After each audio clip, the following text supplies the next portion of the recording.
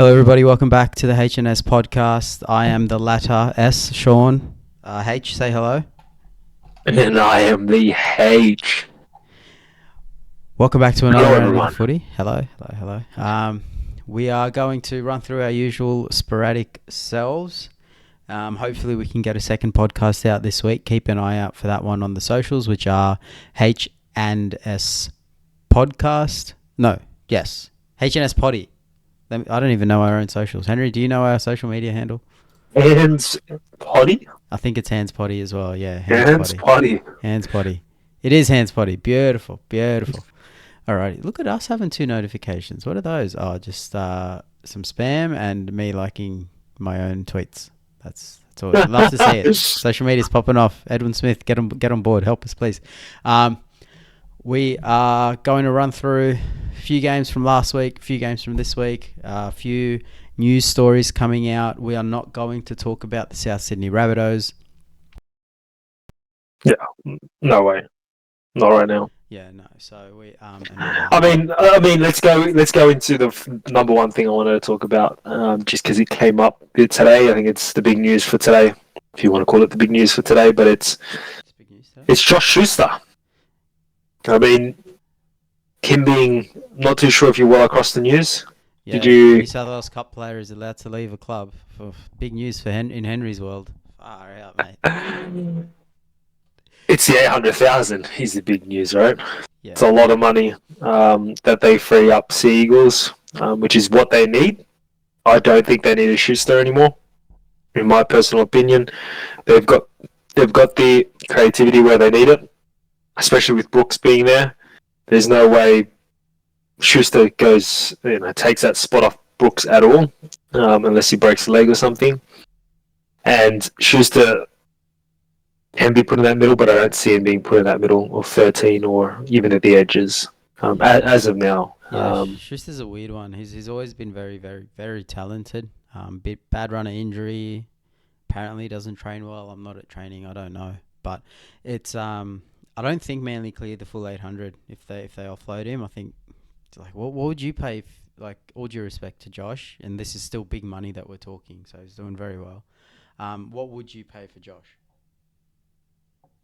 Well, I would say I wouldn't pay him any more than 500, to be honest. Yeah. I mean, with his talent, and that's just with his talent bringing that money up. I think work ethic is my biggest gripe, just because of people, I guess, reports about his performance and professionalism when it comes to his arts and craft of the game. I think that plays a big part in someone's value. You can have all the talent in the world, but if you're not really pushing yourself physically and being professional about it, you're just going to find yourself, like you just said there, having a bad run of injuries. Now, that's not always the case. You've got people like Adam Dewey, you've got people like Billy Smith and so forth who, even though they train hard, still find themselves with a bad run of injuries. I still think reducing the rate of those injuries are contributed by your performance off the field. What you do off the field and how you really look after yourself is probably the biggest point I'm trying to make, and that's where I think Josh Schuster has really lacked discipline in. Yeah, with somebody like Dewey, it's very much a mechanism injury. It's done his knee. Josh Schuster, I'm pretty sure he's mostly had muscle injuries. So I think he was out with a calf strain last time. So they're very different types of injuries, and the way you can protect yourself against them are different as well. So Exactly. And it's crazy. I've just got Twitter up, just the podcast Twitter feed, just to have something on the screen. And one of the first tweets on the 4U is, which team will be the best fit for Josh Schuster? Vossi and Brandy discussed tomorrow at 6 a.m. And having said that, who do you think is the best fit for Schuster, if not a Super League club?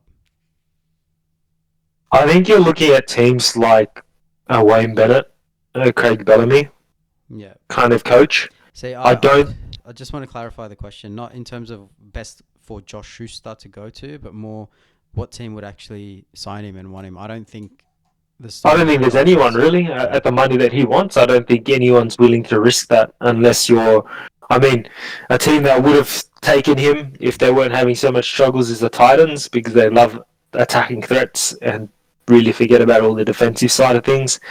Sorry, that's kind of a dig to the Titans. But I think there isn't a team out there in my eyes that would buy Schuster at the price that he's at and get a benefit from him, unless it's a team that has the coaches that I just mentioned. Yeah, Because you won't get the full value out of the player. I just ran through it while you were talking. Thank you for filling the space. I was trying to run through all the clubs in my head, and I just can't really pick a club that might want him. Like if you're the Dragons, you might take him on like 250, but at that price, then Manly probably don't let him go, right? Because they've got what 500 at a minimum still on their cap for a player who's not there anymore, and they've only freed up 250. I think you'd have to pay like 400 to get him, or to get Manly to be like, yeah, we don't want the 400 on our cap. So it's a weird one. I think Super League might be it. But it also speaks to how to release a player, right? And we got two very different ways clubs have approached it, and I think there's definitely one way that's a lot more successful than the other. So Manly, Josh Schuster has been playing reserve grade, hasn't been getting a lot of airtime to show what he could maybe do in first grade on TV. And let's be honest, a lot of clubs don't actually do enough due diligence on players they sign, so you need to really market them well. It can backfire, right? If he does horribly, then it backfires maybe, but can it get much worse than nobody knowing anything about him except that he's in New South Wales Cup? Like that that's a consideration. So I think Manly could have definitely marketed Josh Schuster a lot better. And the flip side of that is the player who I think has been marketed really well, and it's coming up likely and of heavy interest to you, is Zach Lomax, who, during the preseason, Shane Flanagan was like, oh, the Dragons were like, yeah, you can go. It's fine. We'll give you a release. Certain things happen, and that didn't go ahead. But they played him on the wing, showcased his talent, motivated him to play really well to get a new contract because he wants to leave as well. And he's now reportedly going to go to Parramatta for 650, 700 plus. And that means the Dragons, if they chip in anything, would only be 100 to 150. But because it's self-motivated, then they probably don't chip in anything. They've showcased this player instead of letting him waste away in New South Wales Cup. And they've offloaded a contract that they wanted to offload. So I think that just juxtaposing those two different strategies from the two different clubs is really interesting on how to manage a roster. No, and that was a great insight. I didn't even think about that, and not that I know the nuances of that in detail. So yeah, I mean, hopefully everyone else kind of learned a thing or two there. Yeah, Shane Flanagan has a win-win situation, right? He puts Zach Lomax in a position he doesn't want to play, but he's going to be motivated to play because he wants to leave and get a big contract. And so his one way, Zach Lomax plays really well in the wing and wants to stay, and he has a great winger. And I think you can justify $800K for a great winger. Just like the top tier wingers are probably worth that, like your Brian To'os, your Dom Youngs. But then the other side of it is Zach Lomax gets really pissed off and wants to leave, and you don't have to pay him out to leave. You don't have to keep any of his money on this salary cap. He says, you know what, I'll take a pay cut. Don't even worry about the contract. I just want to go. So yeah, really good from the Dragons. You can see that professionalism coming through. I don't know if it's Shane Flanagan or if it's other parts of the Dragons. I don't know their structure too well, but you probably, you have to think Flanagan has some sort of influence, and it's good that he's been allowed the freedom and the power to do the things that he needs to do to get things done. That being said, is there any other headlines you wanted to look at for the round, or do you want to go straight into last week's games and have a look at certain things that might have happened throughout last week that we can speak to before heading into our tips? I think, let's talk about how the rounds went. I don't think there's too much besides the news that everyone's kind of hearing a lot out of South's camp. But let's get into how the performances went last week. Yeah, first game was Broncos Storm. The Storm winning 34-32. I got a lot of messages about how this is a great game. Personally, I didn't feel the same way. I think I had similar feelings to Craig Bellamy, where it felt like a Toyota Cup game. it felt like a lot of the tries were easy tries. The one that comes to mind is the Tyron Wishart try where he just barges over. Like, he's a great player. He's all heart, but he's tiny. You know, he just barges over. I think that speaks to a lot about how the game was. That's really my thoughts on it. I don't have too much to break down. Cameron Munster got through the game okay, so that's a good thing. But that's where I sit on it. Are you of a different opinion? I think you really enjoyed the game, right? No, I found it alright. I've got a similar opinion to you. I just felt like it wasn't at the level both clubs could perform at. And when I say that, I talk mainly about, or I'm mainly pointing out the fact that the defensive efforts were just average or below average for both clubs, to be honest. That it just, especially for a team like the Storm, to get rolled from one set almost 70 meters, you rarely see that happen to the Storm. So I think that's a bit, those are the kind of things that really take away, I guess, the enjoyment out of the game when clubs, the defensive line of clubs are just not there, and that's coming from a Parramatta fan. But we can't take away some of the efforts that the Broncos came with. I tipped the Storm for that game. I didn't think Broncos had a chance, forgetting that Ray was back in. But even when Ray jumped off, even at halftime, I believe, just before halftime, he was off, and Broncos still stayed in there. And the person I'm impressed with, I'm not a big fan of, is Ezra Mann. I don't know whether you noticed it, but the energy, the way he wanted to aim up and really push the team and be the energizer for the team and motivate the team, you could just see that in him. And that shows you a very elite player that we could potentially see sooner rather than later play on the big stage. Well, you're not a fan of Ezra Mann. I'm not a fan of his character. Mate, what is it with you and all the best Broncos players? 2 years ago, you were slewing Reece Walsh. He's not going to do anything for the Broncos. Now you don't like Ezra Mann. It's character, man. I think I play big. It plays a big part to me. I think growing up playing football it's just you grow up playing football around people who kind of just there's a certain way you carry yourself, and you can maybe I see what media really pushes it, but for me I don't know, I can't describe it. You just feel it when you see it, and that's why I feel like I'm not a big fan of him. But I'm a big fan of the fact that he can play the way he does, and he does it at a great level. And same as Reece. And same as Reece Walsh. And maybe that is the case. But yeah, that's just me. You and Reece, it's a 12-month turnaround time for you. You don't like him, and then 12 months later, it's like, it's only Broncos. Everyone else you seem to be fine with. That's hilarious. I had no idea. No, I love. I don't hate. Don't get me wrong. I don't hate him. That the two Broncos just like live wires. You're just not a fan of. That's hilarious. Yeah. No, that's really funny. And Adam Reynolds and the injuries that happened. It's not enough.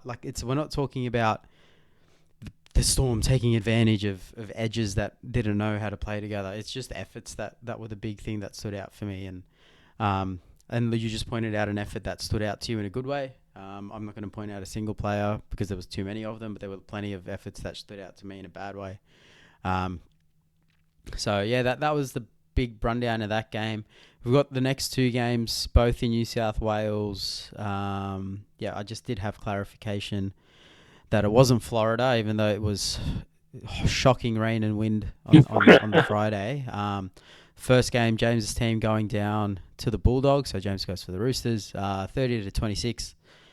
What a game! Yeah, that was when I say what a game, I mean more so just the back and forth and the resilience of the Roosters to come back and then also lose another player on top of having a send off within like the last 10 minutes and still have a chance to almost win the game.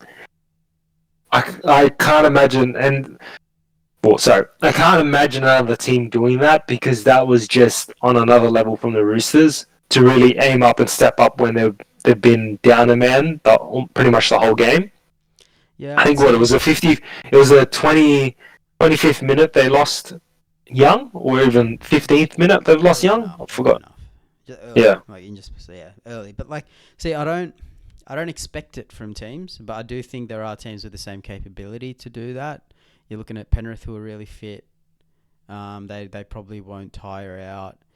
Full strength Brisbane probably don't tire out either, as long as the player who gets sent off isn't like a Payne Haas or a Pat Carrigan. I think they can pull out big 80-minute performances and really move around. It doesn't even need to be 80 minutes; they're just full energy, right? So, yeah, there are a few more clubs there as well who I think could pull it off if they need to. Funnily enough, I think Parramatta are one as well. That full strength. I think you guys respond well to adversity sometimes. But like Sometimes.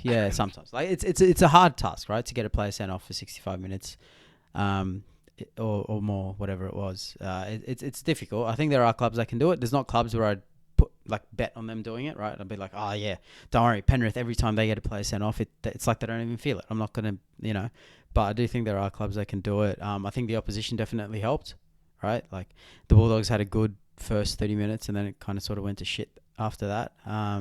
Now that's been the whole season, by the way. So Yeah, exactly. We know the Bulldogs can perform, and they can perform at a high level in the first 20 to 30 minutes. But after that, they just become the good old Bulldogs, right? Yeah, and I think it's somebody I did want to highlight though is Viliami Kikau just terrorizing Sam Walker. I love it, and that's what you need.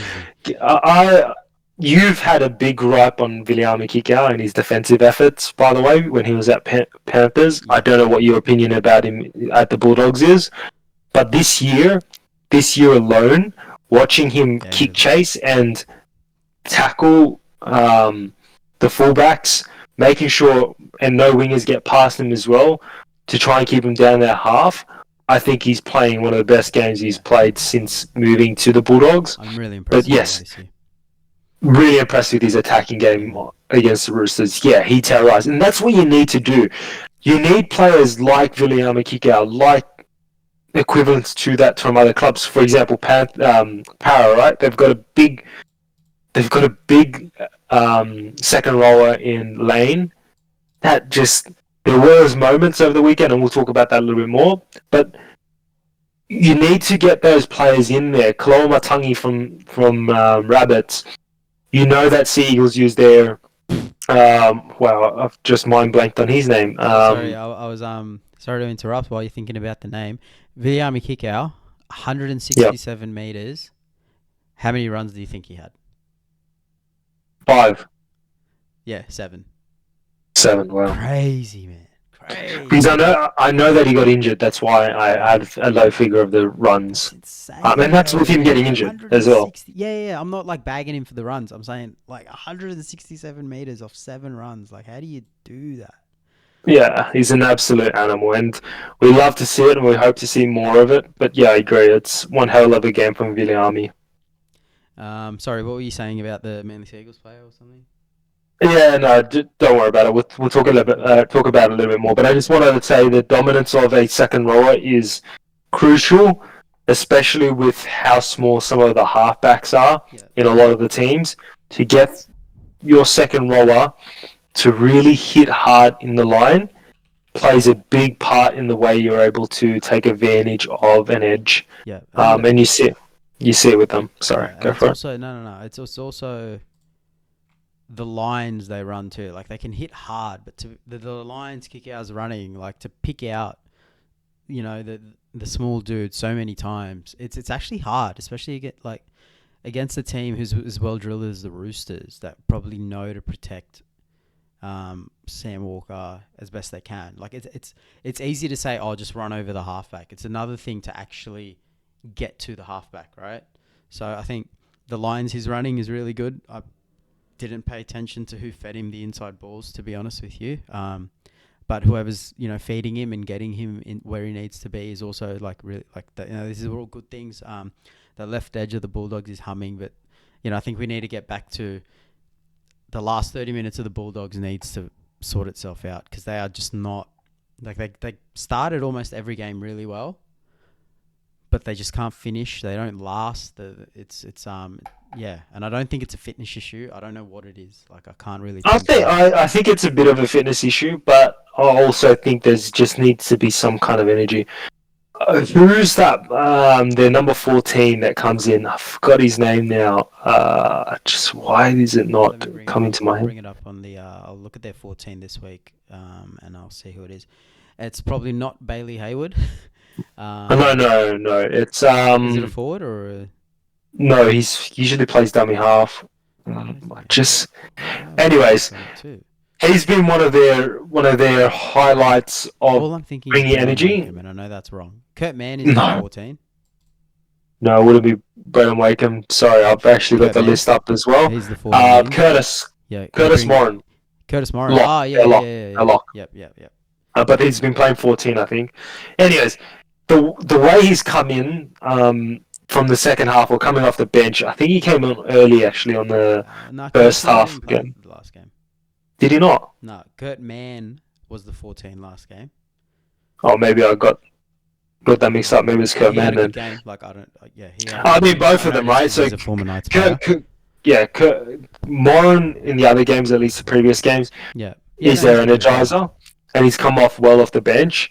And Kurt Mann, I mean, he's played well. I think he's just consistent. I don't think he exceeded expectations as well. Yeah. Which is really. But I'm not too sure what it is. Whether they're missing some kind of energizer within that second stint and trying to elevate their team. The people that need to voice up during those situations are people like. It's a discipline issue. Yeah.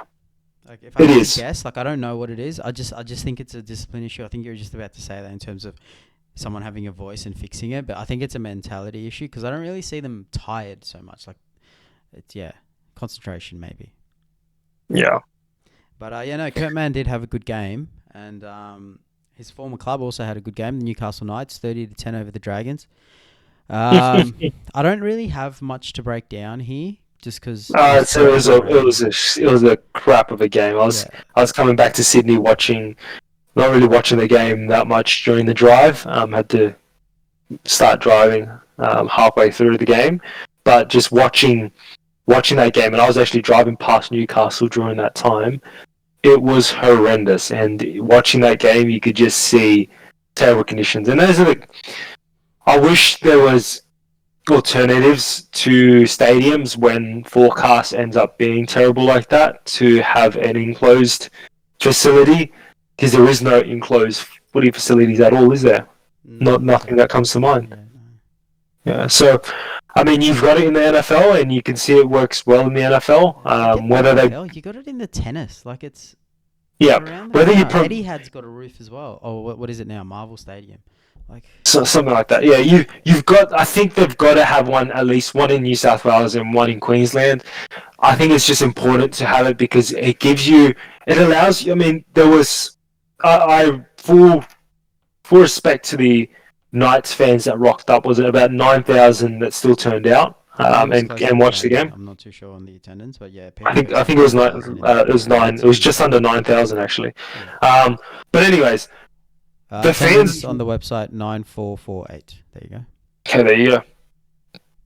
So fans are still turning out, but you don't want to do that to your fans. I think fans are more than happy to still go out and watch the game if they know that it gets changed to a different venue. It's a bit harder for the Knights and Dragons game because you can't have a Newcastle and then say, hey, everyone come to Sydney. That's a little bit harder, but what I'm trying to get at is if we can have it in the main cities and if the games are close enough and you know it a week beforehand, or even a few days beforehand, I feel like fans are willing to move it. I know that the home. I actually heavily disagree on that point. I think having roof stadiums would be good, but in terms of moving stadiums a couple of days out of the game, I think that's not so good. It's not. It's not like that's. And say it's a Sydney club, the Roosters going from Allianz to ANZ. I don't actually like that idea. There are covered spaces in a lot of stadiums. So even the Knights Stadium had covered spaces. That's why you saw the hill was empty, right? So I wouldn't be moving stadiums with that short notice, and the other side of that is logistical. So Yeah, correct. for a team to travel, they've got to, the team bus gets packed pretty, and sorry, not the players bus, but there's a like a merch or a equipment bus that also There's a gets whole bunch of packed. different things. Yeah, No, there's no, a I lot get of that. and then you got to move your physio table. Like it's a yeah, and I know you get that, but just like for the audio, it's a For the audio. yeah For the fans that are listening. for the fan for the fans. Yeah, Or fan, yeah, yeah, that's so true. it's just it's which is me No, listening to it, making sure the audio is okay. no, I get what you're trying to say, and Yeah. Does the NRL do now, it, or are all the stadiums just roofed? no, and not all the stadiums are weatherproof. Essentially, Well, they play in the snow, don't they? yes, they do. The Yeah. big game of that was Kansas City versus Buffalo Bills. The fans themselves rocked up a week before the game to shovel out the snow, so it was ready for Mate, game that's day. so cooked. It's $1 billion sport, and not like rugby league is $1 billion sport where we say it because they got like a 5-year, $1 billion contract or something. They make billions, I think, every year, Yeah. and they're making fans shovel the snow. Like what? That's crazy, bro. Hire people. America's cooked, man. No, they still hired them. Like people still got paid to do it, and fans were more than happy. That's how Okay. passionate they are. Okay, as long And as they similar got to paid a those, fair wage to do it. yeah, You can. similar to the 9,000 people that still rocked up in torrential rain to watch their Knightsy win. But anyways, back to the Knights and Dragons. Yes, I agree with you. The game wasn't. There's not much I can touch on it as Yeah. well. Look, I think I just the like to weather played a big highlight. part. While you can't like touch on too much, when you're playing those conditions, it is about your halves controlling the game. And I think Jacko and Cogger, even though you can't really say, point to this one play that was really good. I think they did really if your halves don't step up, you don't win a game like this. So it was really good to see from them being able to adapt to the conditions. I think they definitely adapted a lot better than their opposition halves, which is crazy to say when you consider Ben Hunt is one of those halves. And Kyle Flanagan is noted to be like an organizer and a head, like a good head player, and has all that sort of stuff with the kicking game, shit like that. So I think it's worth noting that to win a game like this does take a lot of effort, does take a lot of grit, does take a lot of concentration, which we looked at in the last game. Like to just be there every play, every ball, every pass, every catch. Coaches and players say, just every play matters, but in this situation, every second does really matter. Like you need to be concentrating the whole time, not just to catch the ball, but to tackle players. Like it's slippery out there. You got to watch your footing. Can you really grab onto this wet jersey? Like it was really good to see that the Knights can pull that out. Hopefully it's a turning point for the season in terms of that concentration, just always being there every week. But we'll see how the following weeks turn up. It's been a very up and down season for most teams this year, except for the South Sydney Rabbitohs, who've been mostly down, going down to the Warriors 34-4 at home. So that's a big key. I'll be honest, from this point onwards, I haven't watched too many of the games. So we can talk about like headliner stuff, or if you want to carry the games. But yeah, I haven't watched enough. I didn't pay enough. No, I rewatched some of these games. I mean, the Warriors, I do want to touch on that a little bit. Warriors played really well. They really dismantled the Rabbits. Not that Rabbits have been playing well this season in general. We saw some really good plays by the Warriors. Great to see the combinations really coming to play here. I think that was the first game back for Nickel Klotzat, so it was good to see him really fire away in that first game back. And just the whole team in general, everyone really putting their best foot forward, and you could see it. That's why the score was 34-4. I think there should have been a bigger scoreline there, but I'm quite happy with that game with the Warriors. The one that I'm disappointed on was, I guess, the Panthers and Sea Eagles, and that's mainly just because of my tipping. But did you expect that from the Sea Eagles? No, not even close. Yeah. Yeah, and you know what? I have always backed Anthony Siebold in, just like I am still backing Jason Demetrio in. So eat it. All right? Everyone expects everyone to be like Wayne Bennett and Craig Bellamy, right? Eat it, okay? There are good coaches out there, and even the best coaches can't always be 100%. It is a tough gig, okay? Stop like being like, oh, they're not good because they're like, not winning every game. You can't win every game. It's a tough competition, but this is what Anthony Siebold is capable of. I know I didn't watch a lot of the games. I mean, I watched a lot of the games. I just wasn't paying attention a lot of the games. But it was very, like, you could tell that they were well drilled to beat Penrith. Yeah. And that is the coach. That is the coach coming in, and the coaching staff, the team around the coach, doing really well. Last year, they tried something different against Penrith. It didn't work. So I don't know if you remember. It was like they were kicking early or some shit and trying to chase the ball really quickly, using their pace and their kicking game, kind of like a kicking duel type thing. It didn't work. And everyone was like, oh, Siebold's an idiot. But you're versing Penrith. You can't just go in and play the same way you always have. And Siebold went back, looked at how he was playing, looked at how they played, adjusted, adapted, took his learnings from that game, and turned it into a win this year. So I'm not saying he's the best coach in the league or anything. I'm just saying yes, you are. For everyone who like writes off coaches so quickly and writes off halfbacks so quickly, and like it's a when you're in that mode of sport at the elite level, sometimes things don't go your way, sometimes they do, and you need to be competent for things to go your way. So eat it. That's all I wanted to say.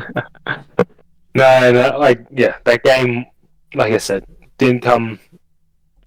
Oh well, I mean, it's not that I didn't expect Seagulls to do that. I thought it'd be a tighter game, but Seagulls, you know what, they really stepped up this week, especially after the last few weeks that they've had.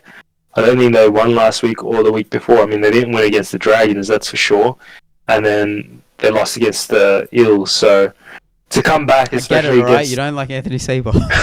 No, I've never actually hated Anthony, even after he came. Like he was at the Broncos. Yeah, I think it was unfair with how much slack he was getting, and I'm great that he went to Union for a while and learnt some coaching techniques from other coaches and came back and really just owned it. Understood that he could get the same criticism as he did at the Broncos, but he really earned that last year when Seagulls weren't doing well. And you can see that his work that he's put in is starting to work out. And I mean, that's the same with what the next game is, right? Tigers, and seeing the work that Benji's done, even with a short period of time. Yeah. Although they didn't get the win, there's still some improvement. And it's 26-16 against the Dolphins. Did you end up watching that game? Again, it was on, but like bits and pieces. But like the thing, we're coming off me bragging about Siebold. I'm not ready to say I am ready to say I was wrong about Benji. I'm not. No, I think it's a bit too early still. Yeah, I think that it's too early to say that he's going to be a success at the Tigers, right, long term, because it's only early doors. But in terms of how harsh I was, I didn't think they'd be as competitive as they have been, right? Like I didn't.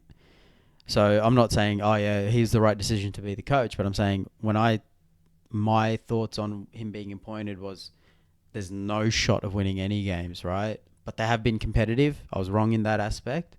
Definitely too early to say it's going to be a success for the Tigers, but you hit some, you miss others, and I think while Benji still has a lot to prove, it's started a lot better than I thought it would. Than I said it would.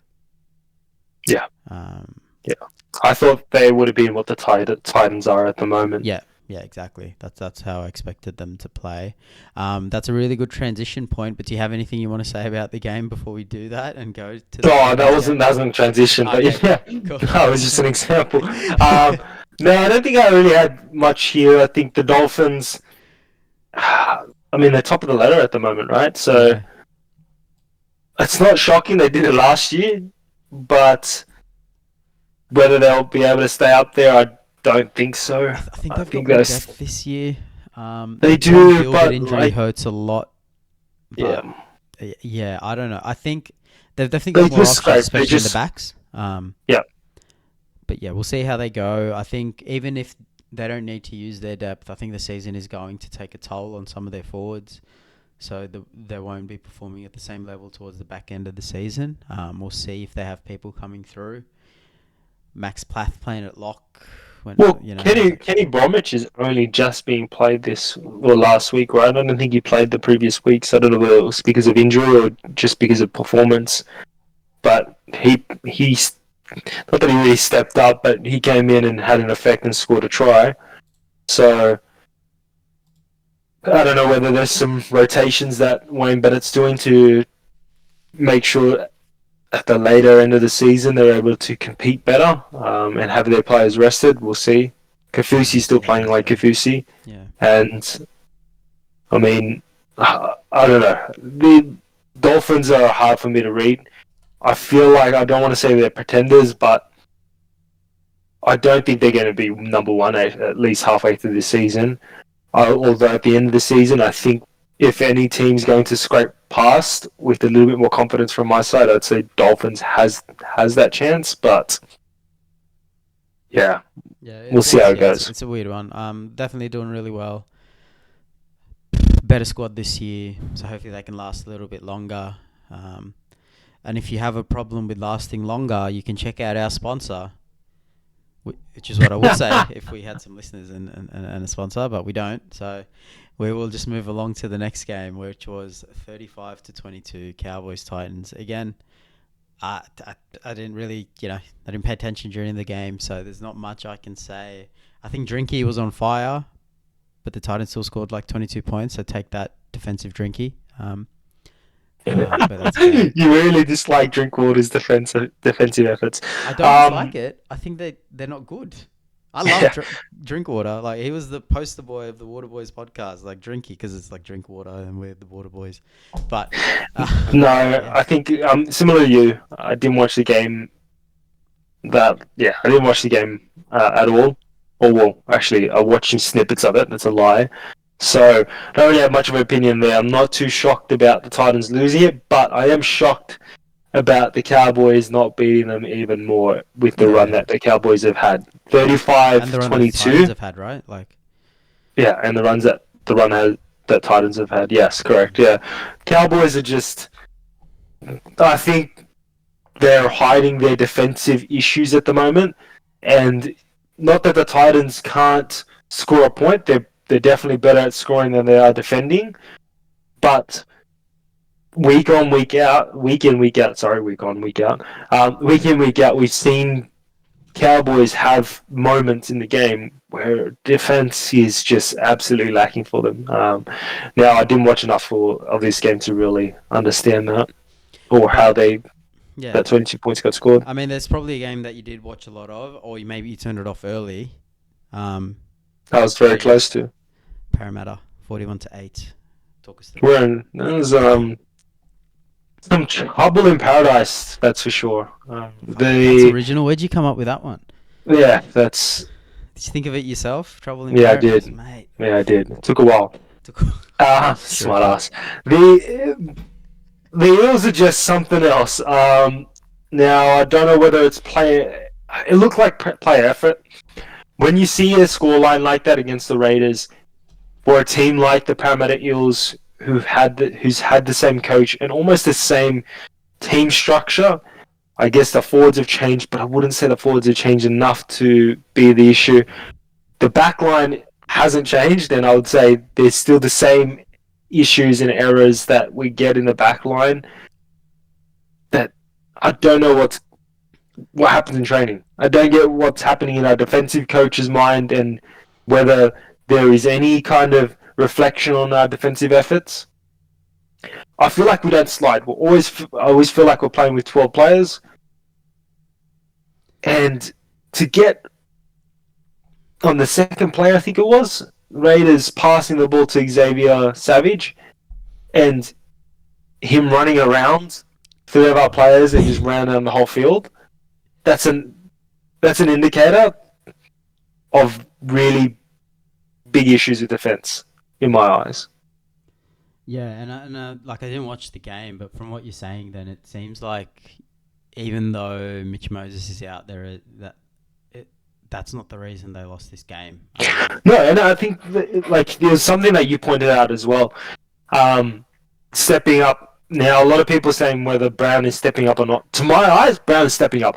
He was one hell of a player on that game. He chased everything that he could. Just on that, He, sorry to cut yeah, you off. I know you're praising Brown, but just on that, it's come out from BA like that he hasn't told Brown to kick or to do anything differently. He's only told him to keep playing his game, which we highlighted last week without the knowledge that the coach didn't actually want him to change anything. We said the halves aren't stepping up in Mitchell Moses' absence, and none of the club seems to be stepping up in Mitchell Moses' absence. There doesn't seem to be anybody filling that void. And now we've heard BA come out and basically say, yeah, like I've told him to just keep playing his game, which, you know, anyway, keep going. I mean, and no, I think he's opened up a little bit more, and last week I saw that. I could see with his kicking game, there were 2 kicks that didn't go that well, but every other kick I would say was almost perfect for someone who doesn't kick that often, right? I'd say it's better than most who go from a number 6 role to a 7, especially people like Hines. Anyways, yeah, I think his kicking game was fine. He was able to keep it with Sharks versus the bye. I mean, they're probably going to struggle, especially in their kicking game. But anyways, I think Sharks, Eels and Dylan Brown, I think he played a wonderful game. He defensively tried so hard. I don't even know how he had any energy for attack.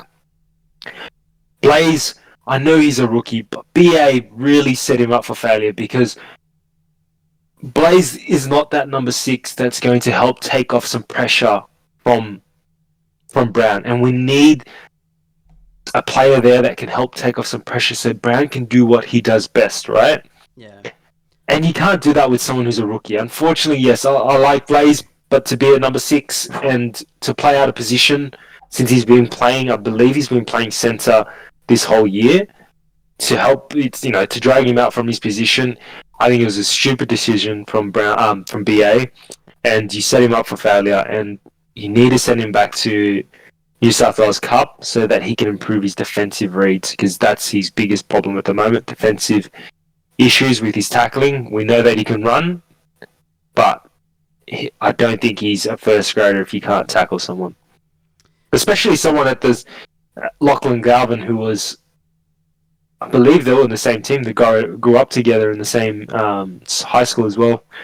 Westfield Sports High, my good old high school. Your stomping grounds, mate. Old stomping grounds, yeah.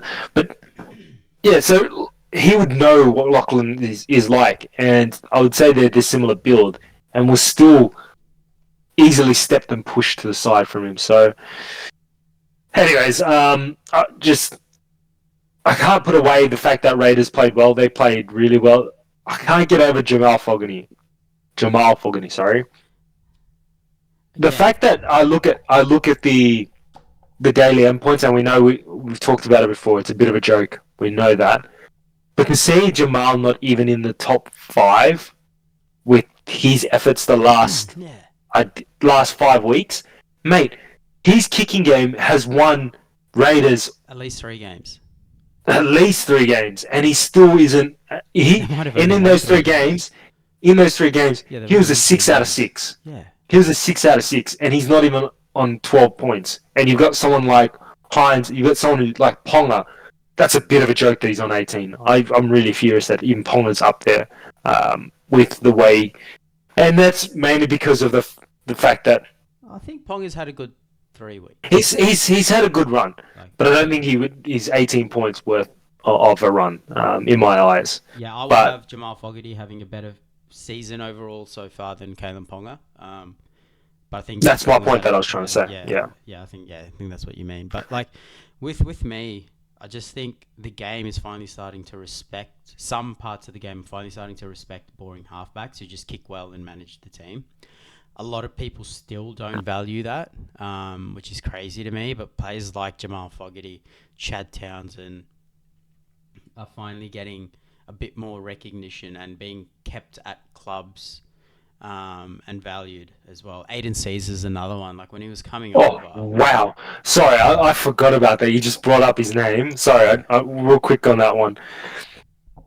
2 40-20s, big 40-20s. Almost complete. I was like, I'm Completely turned happy their own game around. that he's there. The only thing that matters is if Super League has cooked his fitness and his body. Like, but if anything, it's refreshed him and kept him and increased his longevity.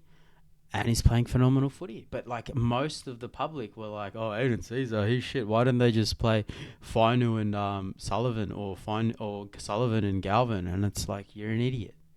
You're an idiot. Like, Yeah. it's boring old halfbacks, man. They don't even have to be old, but boring halfbacks. Keep them in your team. Value them when your team signs them. It's a really big part of the game that I think, while it's getting more recognition, it needs a lot more recognition. Is there anything else you wanted to speak to about the Eels or? No, I think.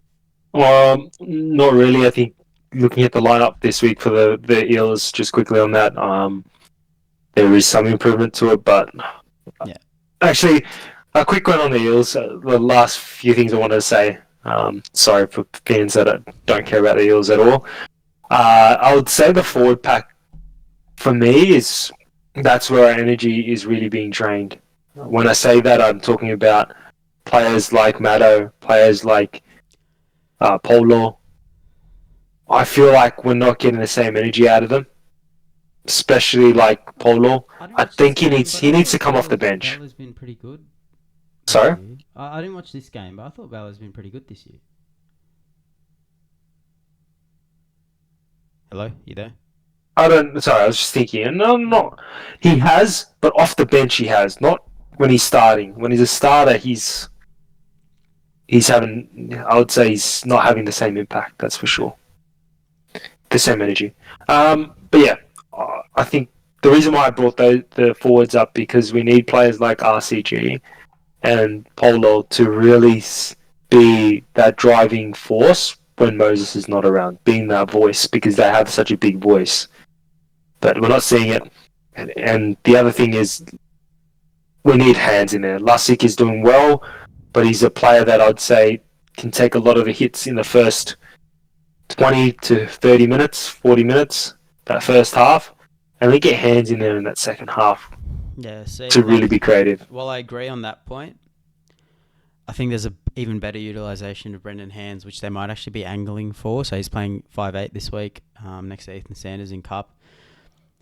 I would, and I know I've said this a couple of times, I'd consider putting him in the halves, man. I really would. Just shore up that defensive steel. He's played there before. He's got a lot of first grade experience. Like, if you're definitely not going to play Ethan Sanders, which is probably my first choice, play Brendan Hands. Like, just, yeah, that'd be my first choice, or at least I'd probably choose him over Arcee to play the 80 minutes. And then when Moses comes back, then you can decide, okay, yeah, Hands goes to the bench or plays hooker or whatever he does. I think he should be playing hooker the majority of the time, but that's just me. No, and I think I agree with you. I just wanted to touch on that real quick. I know I said that 3 times, just trying to end this segment. When I think about what you just said there, Hands being around the team and being that creative outlet for them within a 6 or 7 role, or the 6 role, really allows him to build combinations and confidence. So when he goes back to that number 9 role, he's got another level of skill with the team. So not only is he creative in the 9 jersey, he knows how to play in that 6 and 7 and knows how to facilitate better creativity within those areas as well. So thinking about what you just said there, kind of that just came to mind. Breaking news. Yes. From our friend of the podcast, honorary host of the podcast, not actual host, honorary. James Ryan, have you checked the group chat? All it is, JD gone after this week, then Souths will approach Mal Meninga. Yeah, and apparently, it's a Fox Sport article, so, you know. Take it with a grain of salt. Take it with a very big grain of salt. That is definitely going to be something to deep dive in when we talk about Souths in our second podcast of the week. But yeah, just thought we'd touch on that before moving to our quick fire tips. Do you want to take it away, Henry? Yes, yes, yes. I love this segment. Okay, so this week, and hopefully I get better because I am lagging behind everyone else on the Let's in show the everyone comp. the rankings. No, we don't need to Here we see go. that. Yeah, there we Don't go. even pull that up. Parramatta We don't want to City. see it. Henry is on 17 points. Ah, And I am absolutely taking over 26 points, ladies and gentlemen. And this is the tipping comp I focus the least on. I think it's the same amount of tips that I got on my actual other tips, though. So 26 points. Thank you very much. yeah, we don't want to hear it. Anyways, let's get back into it. Knights versus Roosters. Knights home ground. Mr. Knights, Yep. your thoughts? Knights, Roosters, big losses. I'm going Roosters. Grit. Okay. Storm Bulldogs. I'm going Storm here. It's home ground, I believe, for the Storm. Dogs still lacking that second half, and that's where Storms really come in. Yep. I'm tipping the Storm. Munster money magic. I need it because I got him in Supercoach. We got Broncos Dolphins the next game at 8 p.m. on Friday. Broncos home ground. This is a tough one. The brouhaha of Brisbane, as James from the Magic Sponge podcast likes to call it. Sorry for slowing down the tipping segment. I just needed to stall to decide who I'm going to tip. Dolphins do the double. Oh, that's an interesting one. I'm going Broncos. You've got Reese, and I believe Haasi's back this week as well. Is he? I believe so.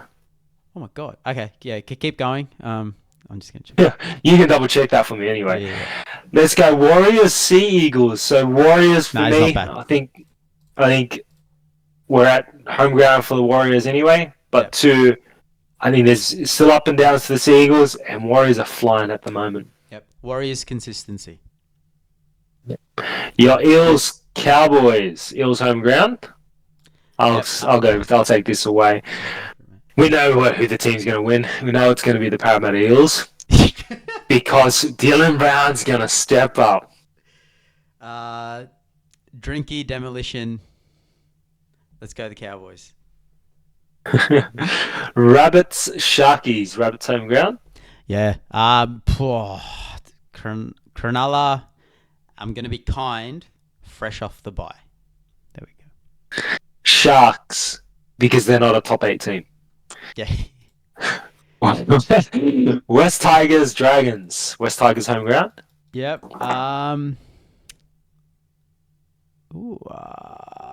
Dragons. Dragons. Just cause. Just cause. I'm going West Tigers. Let's go back-to-back wins. Wait, did they win last week? Sorry, I forgot whether Tigers?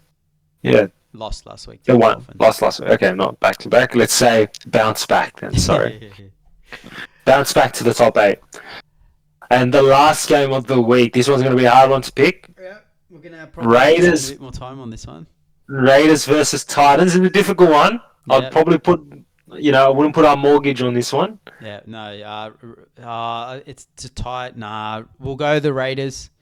Yeah, it's tough. You put your mortgage on that though. I don't know if I'd put my mortgage on that one, but I wish I had a mortgage.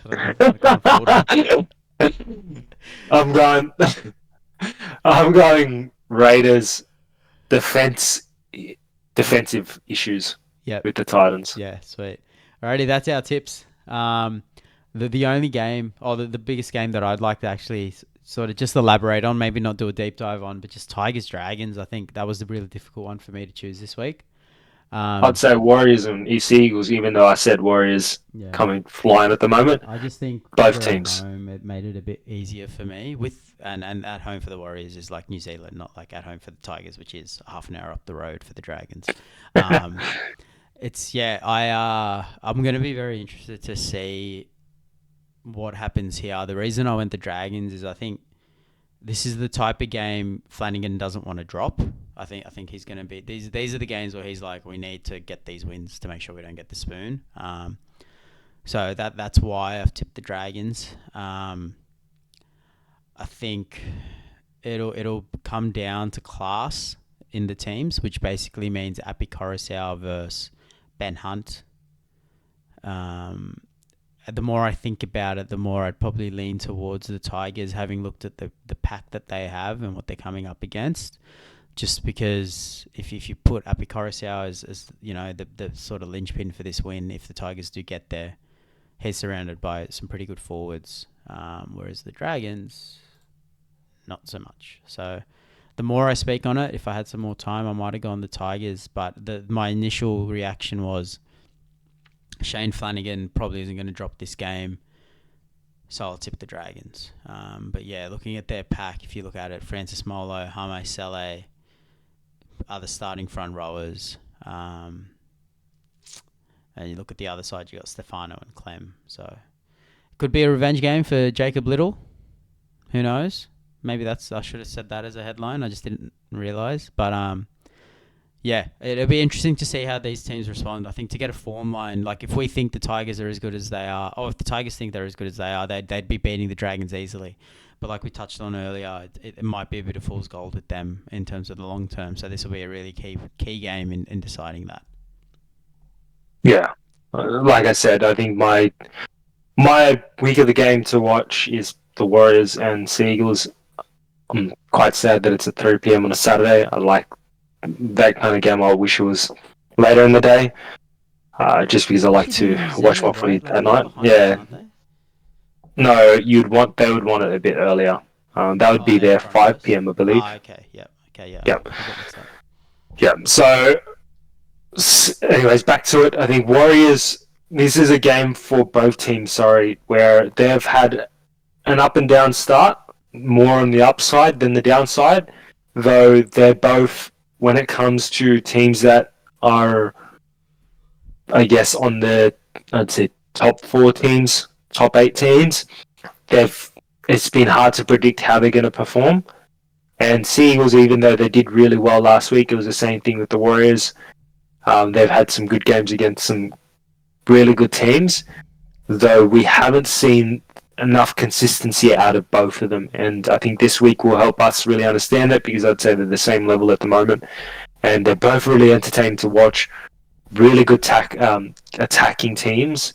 Fast players as well on both sides. So excited to see it. Yeah, I think that's my game of the week. In terms of consistency, I slightly disagree on the Warriors. I think they've actually played a very similar level every week. It's just they got beaten by a team that played better, or got lucky. Oh, not got lucky. They played better. The Storm, right?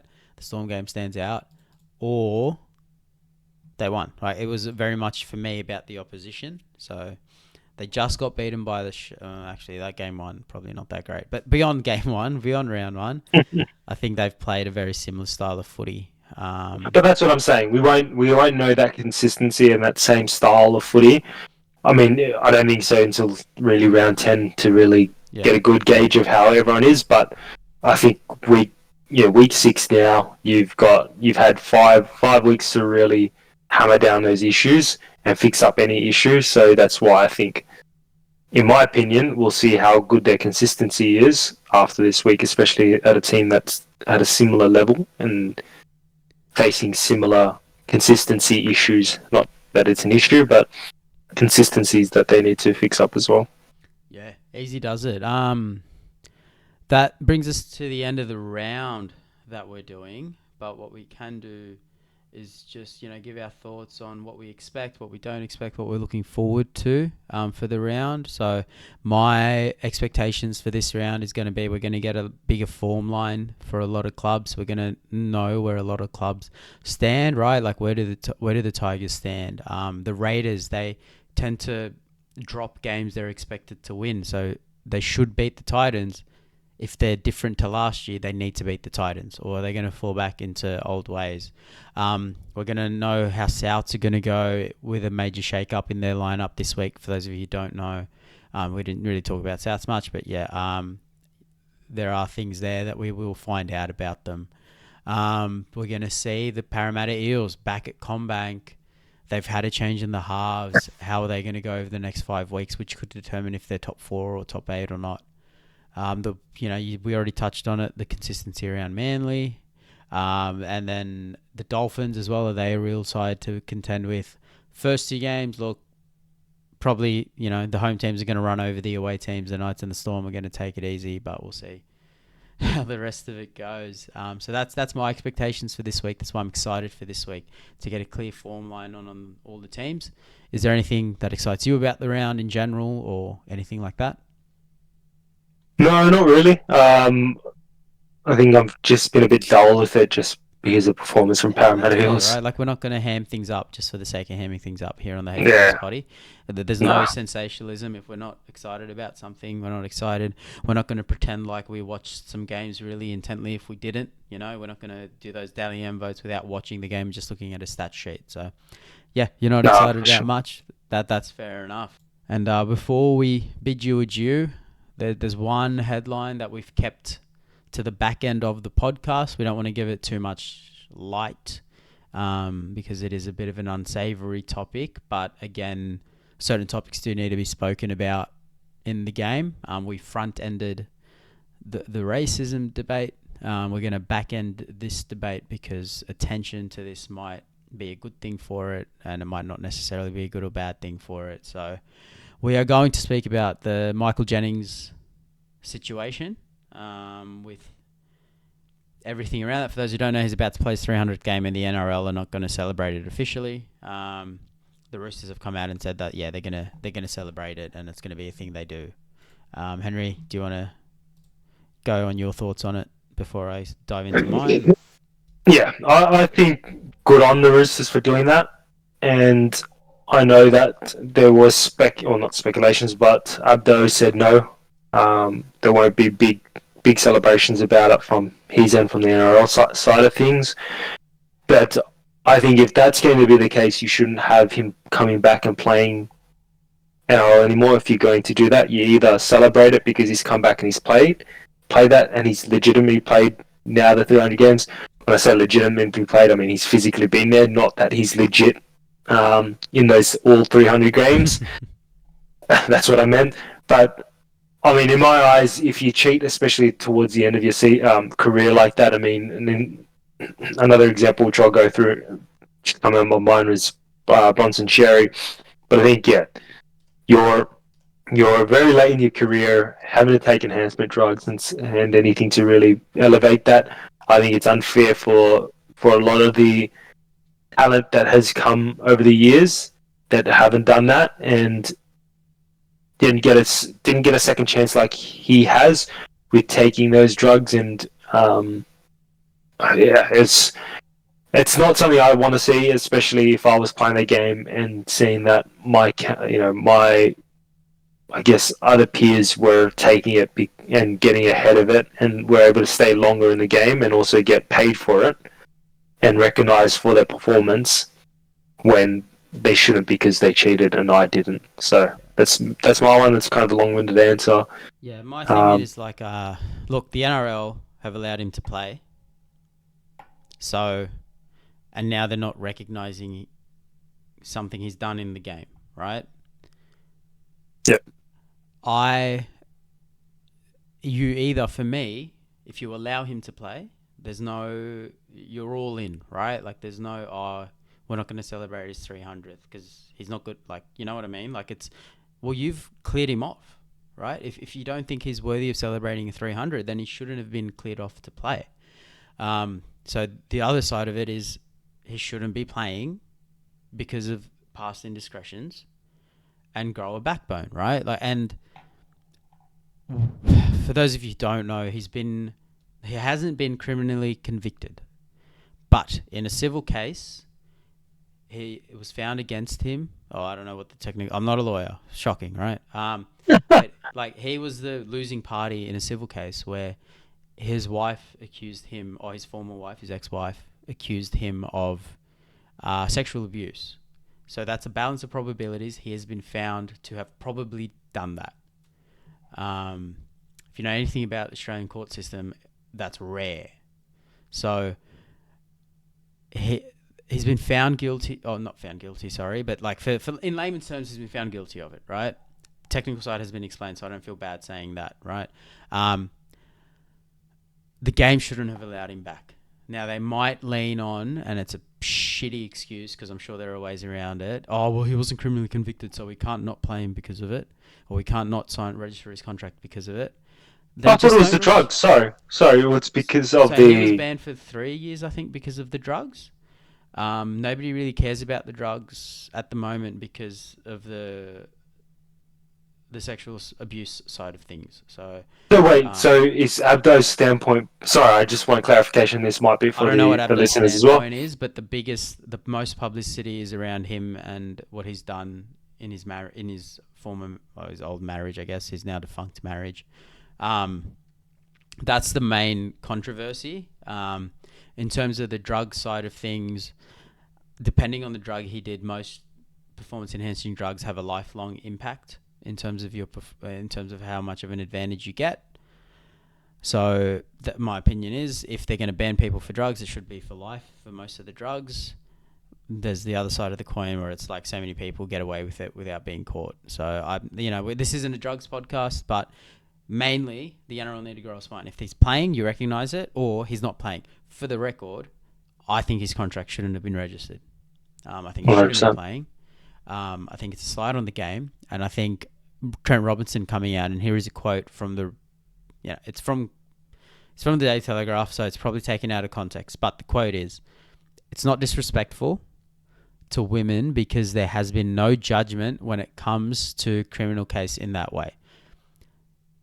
That, to me, is, it's wrong, and if you have to be like, oh, the technicality is it's not a criminal court that found it, it's like, well, mate, like, get your head out of the sand, read the room, which is something that I think a tweet has said, and realize that just because it wasn't a criminal court, like, this is so much more than a lot of other players have been found against them, right? Like, there's so much more evidence against Michael Jennings than there has been around other players as well. You can't use that as a hiding factor. And I get Trent Robinson is the Roosters head coach. He needs to back his player. My opinion is they shouldn't have signed him in the first place. Like, and this is a big thing with the Roosters. Like, they've signed some dodgy players lately. Like, they had Zane Tadavano come through. Matt Lodge came through. Michael Jennings now, who talent shouldn't be a factor. But if we are looking at talent, he's old and past it. But I think you look at the Roosters, right? To me, they're a team that will scrape and grab anything they can that, who have shown some kind of talent. They don't just grab anyone, by the way, but who have shown some talent, and they will risk it because it means they can get they're trying to get contracts at a low price, and they're not, in my eyes, the recruitment team are just putting a band-aid on some of the depth in their team.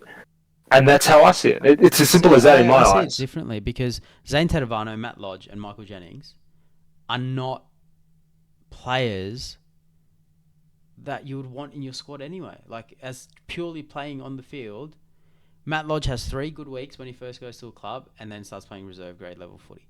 Zane Tadavano has 15 good minutes every 2 weeks.